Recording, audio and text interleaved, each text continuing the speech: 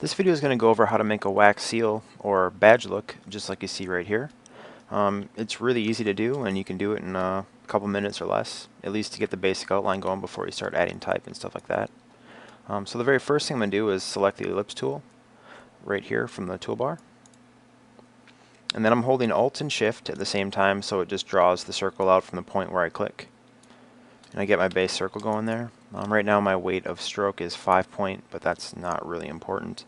So drag over the circle to select it, and then go up here to Effect, and then Distort and Transform, and then Zigzag. From the zigzag, just hit Preview so you can see what it's actually doing right here. As you can see right now, the corners are really jagged, so under Points, just hit Smooth. And as you can see already, we got something going on that looks kind of like this, but it's a bit too aggressive. So I'm just going to knock down the size a little bit till we get closer, and we're already basically almost there. But size just affects how far in and out the points go. And then ridges per segment, how many different ripples it has. The more ridges, usually the lower size you want, but you can kind of play around and get it looking just how you want. But I'm going to bring it kind of back down closer to the example I have here. Whoop, right there. Let's try 4. The size is looking pretty good here at 6. So I'm going to say OK. And this gives us the basis for what we're going to do. Next I'm actually going to duplicate this. Just drag over it. And I'm hitting Control C on a PC or Command C on a Mac. And then Control F on a PC or Command F on a Mac. And that just pastes it right in place. And then I'm going to shrink it by holding Alt and Shift at the same time. Holding Alt and Shift at the same time basically makes sure that it just goes straight down and out from where the center is, and it doesn't, like if you don't hold Alt and you just hold Shift, it'll maintain the proportion, but will go down to whatever corner you're dragging towards. And then make sure you have your Appearance window open, and if you don't have that open, just go to Window, Appearance, and actually select where it says Zigzag here. And you can either turn it off, or I'm just going to actually delete it since I don't need it at all. And I'm just going to kind of resize this to get it looking a bit closer to this example here. And now that we're at this point, I'm going to select this circle in the center here. I'm going to give it a white fill.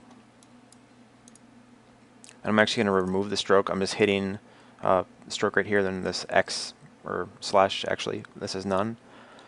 And then I'm going to take this one, the outside line, and just give it a black fill. Things are starting to come together. This is actually pretty close. I'm just going to get a little bit closer there.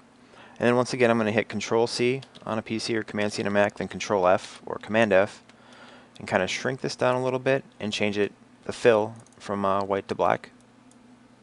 Just like that. Make it just a little bit bigger. Once again, holding Alt and Shift. That looks pretty darn close to the example. So last thing here is this kind of dotted line. So I'm just going to select this, the center black one here, Control C, Control F, or Command C, Command F on a Mac. And I'm going to actually hit the swap to swap the fill to the stroke, and then change it from black to white. And I'm going to go in here and hit dashed line. And I'm going to have, the important thing here is the dash is 0, and a 12-point gap seems about right for what I'm trying to do.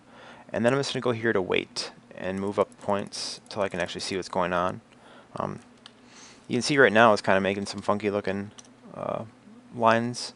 Just make sure your cap is set to round cap, and then it turns into circles. Make these quite a bit smaller here. And just hold Alt Shift, kind of get them closer there. And there you have it. As you can see, it's really quick to do, and it gives you a really nice starting point, so you can add in some custom type, or take this out. You can make them straight up dash lines if that's what you prefer, by changing the dash from 0 to whatever you think looks best. That pretty much covers it. If you have any questions, don't hesitate to ask in the comments. And if this video was helpful, be sure to hit like and subscribe. Thanks so much for watching.